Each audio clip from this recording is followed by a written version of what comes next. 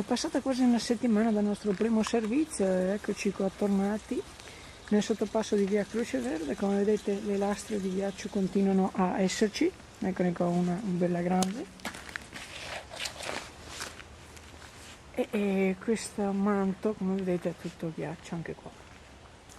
Nonostante sia passata quasi una settimana nulla è cambiato o pressopoco niente. Adesso nelle ore più tarde ovviamente il ghiaccio è più tacchente sicuramente e adesso con l'arrivo addirittura di una perturbazione nevosa è molto probabile che questo sottopasso rimarrà chiuso ancora per molto tempo.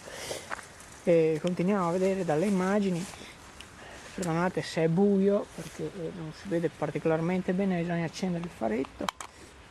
Come vedete accumuli di ghiaccio ci sono quasi dappertutto ed è ovviamente impraticabile.